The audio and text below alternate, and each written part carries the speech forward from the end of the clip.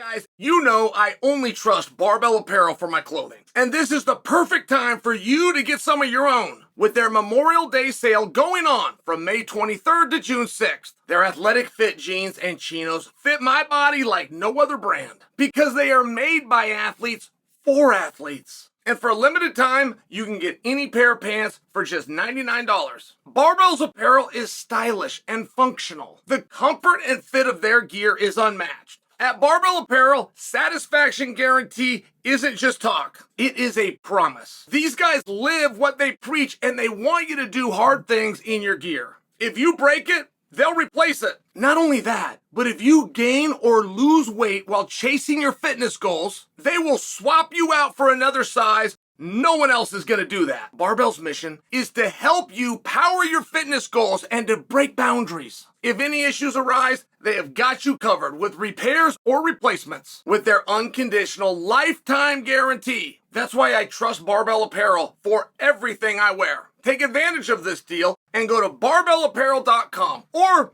just click on the link below. Oh, there's a clip going around. Conor McGregor, 4 seconds of footage. 2 seconds, sparring footage. There's a clip going around. What can you get, if anything, from 4 seconds, just possibly 2 seconds, of sparring footage? What can you get? Can you get anything? Well, I feel like you can. I feel like you can. I feel like the expression, a picture is worth 1,000 words. I think it's true. So imagine if I have a video, right? So the first thing I'm going to be looking for is sweat. Whenever I see these videos, I'm looking for sweat. And even if it's 3 or 4 seconds, I'm looking for sweat. And then I'm looking for the way that he's breathing. And I'm only doing that to authenticate the video.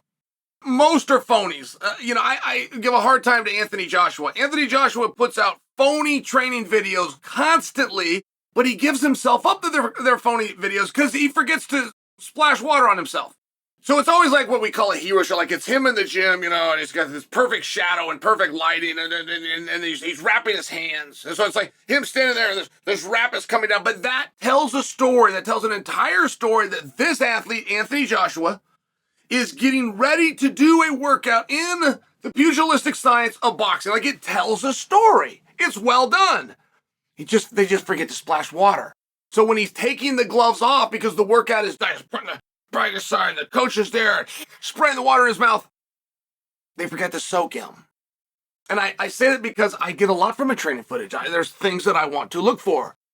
Like the Mike Tyson ones are highly problematic because he's wearing blue underwear. Not shorts, he's wearing blue underwear. Well, those stand out. It's actually a very pretty color of blue. I'm colorblind and even I can see it's a nice soft blue. But he's in underwear, not shorts. That's weird. Okay, fine. Do weird stuff in the sport all the time. But because it's a soft blue underwear, I remember that footage from 3 years ago when they were building up to his fight with Roy Jones. So now they're building up to his fight with Jake Paul, and they're putting out the same footage of Tyson in these extremely unique blue underwear. You realize you're watching old training footage, and it's just a problem. That's all I share for you. It's a problem. So when I see the 4 seconds of Conor McGregor, I can tell that a round is going on, and I can also tell by how hard Conor hit his opponent that they are actually sparring. There is nobody that is going to give up their body to let you do this so you can size the right. Conor's only got one setup to that left hand. He's got 2 ways that he throws it, and he's only got one setup. It's always the same setup, and I share that because why are they boxing?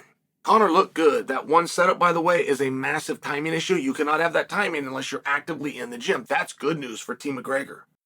The fact that he's getting that hard spot, these things are very positive. The fact that he's in a boxing ring, boxing with boxing equipment on, for me is a problem. I lived that life. Man, I lived that life. And it's a mistake. There was never a time in my career where I could get that down. I would always go back, and even if I was doing it on the other end, where I would go into a wrestling room, I go and wrestle with the kids, and I wrestle at the colleges, and I wrestle at the high school, or I catch a training camp during the summertime, whatever it was, and I would go back to that wrestling. And when I got done with that, it was the most difficult thing, keeping up with these kids, all the conditioning, running the stadium stairs and doing the whole bit. As difficult as that was because of the shape I was in, which was MMA shape, like it was this extra difficult. When I came out of it, I was the most out of shape MMA guy in the room. that wrestling conditioning didn't carry over, and bending your knees and getting in that posture as opposed to an upright posture. And no matter how many times over my career, I reminded myself, 22-year career, I reminded myself, that's not helpful. Don't go do that anymore. Do not put wrestling shoes on and bend your knees and do anything. Don't drill that way. Don't go live. It was one of these things, and I'd always forget. And then I'd also want to go and specialize and really focus on my hands, so I would go in and do boxing, and it was a massive mistake. It did not carry over and translate. And the only thing that did is when you put on the actual gloves that you're doing and you went in and you sparred. It was the only thing that translated and carried over. Believe me, I would break it down even further, right? Like I'm a really hard guy to teach things to. I would go in and do just jiu-jitsu. I would even have the gi on. It did not translate to MMA grappling. And you can have those days. You can have this is boxing day, and that's perhaps what this clip was of Conor. You can, but it was in a ring. It was in a boxing ring, which makes me believe he was at a boxing gym. I could have that wrong. I haven't been to Straight Blast Gym Ireland. I don't know that they don't have a boxing ring in one of the corners, but I don't think they do. I don't think it'd be advantageous. I don't think it would make sense to do that if you're a mixed martial arts gym that takes place inside of a cage. So that part would be concerning for me. Is Chandler bound to throw? Yes. Are you bound to do your one and only setup? Yes. Are you going to throw it straight down the middle, followed up by a body shot with the opposite? Like, yeah, all of those things are true, but how much time are you spending in there? And a great reminder of this just was Conor when he came out of boxing and oh my God, that guy looks so great. He just did 30 minutes with Floyd Mayweather. And the very next fight he gets into, he gets knocked down by a guy who had never knocked anybody down before. It's one of those things. It's absolute proof. And I'm aware that Khabib caught him. I don't think I watched the fight and know all about this. I'm aware that some of you just call it not a knockdown. I mean, believe me, I know the whole thing. I don't need a history lesson given to the comment section.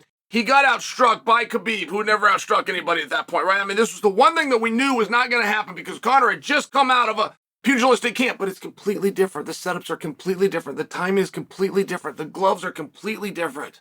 If you ever, most of you have never tried to hit a heavy bag, but you have an idea in your mind, right? Almost every man has an idea in his mind of what he would do in a certain situation. And you can fill in the blank. Somebody pulls a gun. Somebody threatens my family. Somebody like you can fill in the blank. And most every guy will die having that same opinion of himself because it will never actually get tested. Like what you would do in the bravado that you walk around society, it's whatever you think. It's whatever you thought in your head for 99% of men. Well, less than 1% will ever actually be tested. They'll ever actually be in a situation where they need to defend themselves, their property, or their family. So it's largely just what do you think? And I share that with you because if you go out and you try to hit a heavy bag right now, you see the heavy bag and you go to punch it. Most of you, or at least a large percentage, will miss. That heavy bag right there in front of you that isn't moving and isn't going anywhere, if you've never hit one before, and you go up for this to be your first strike, will miss. And you might come up just short, just a little, but you'll miss. And now if you give that thing a push and it's swinging, great, big, dumb, heavy bag swinging, slow, it's swinging slow. And now you got to hit it. You got to time that somewhere in there and throw a hand out and hit it. You'll miss. I share that with you because it's not a normal thing to do. And once you become excellent, once you become an amateur, you work your way up. Now you're working out every day. Maybe you even become a professional. If I put a different glove on you, you may not miss, but you will not hit it where you want to. You hear about keeping it at the end of your punches. If I go put a big glove on you, no matter how trained you are, if you haven't trained specifically in that glove, you are likely to miss. Even if you connect, right? I'm calling it miss because you missed the shot that you wanted. What you set out to do, you are very likely to fail. And then once you get it down in those big gloves and I go put a little glove on you, you're very likely to go in and, want to fill it very for me? Miss. That's right. That's right. So, maybe it's an off day. Maybe I catch a little sparring in there. Maybe. But maybe not. Maybe he thinks I got the wrestling handled and now I got to work on the such and such for Chandler. Not to mention, if you want to go some real power and you really want to let those hands go, which there's a time and a place to do that. And if you're going to do that, you need to be bundled up like Conor was. You'd have the headgear on, a big ridiculous cup that covers your abdomen. Do you ever see those boxing cups, those where they come over the they come way up? It's not just to protect the twig and berries. Like, that could be done in a variety of ways. It's got an abdomen check on there. That's where the real body comes to your boom, coming to your liver, boom, coming on the inside. Great gloves, great protection. Maybe that's what Conor was after. And the harder you can go, at least from a cardio standpoint, the more you can get revved up. Tell you a quick story and I'm getting out, but Evan Tanner, the late great. But Evan Tanner came to town and he knew the less gear we put on to resemble an MMA fight. The more it resembles an MMA fight, the more it resembles us with mouthpieces, small gloves, and short pants on, and that's the only thing we're wearing, the less you can do to resemble the MMA fight. Right? The more it resembles it, the less you can do to resemble it. But the more you can make it not look like an MMA fight, meaning you're out there like a football player wearing Kevlar and headgear, you can then go full bore. And Evan Tanner had this suit. It was a catcher. It's what the umpires would wear. You know, the catcher wears something, but then the umpire wears it. It's got this vest protection. It's got the full headgear. And he would go in and he would have this great big bag. Rest his soul. He'd have this great big bag. This is right when he gets here from Amarillo. And it was like what you'd have a hockey bag, just ridiculous looking. He'd empty it all out. It was only enough for him and one partner. And he'd come in all the time and he'd want us to put this on because then you can fight to the death. This is what he would actually call it. You could do anything you wanted. You could punch and kick and spin this way and you could elbow and you could headbutt the guy. Which at the time I met Evan was still legal in many jurisdictions. And of all those days that the late great Evan brought it in, he only got one guy to ever put it on. That one guy was Randy Couture. And if you're wondering how that story ends, there's one guy that you don't want to go full bore with, no matter how much padding you're wearing. Which I believe is why Evan never got that hockey bag back out. But that one guy is Randy Couture.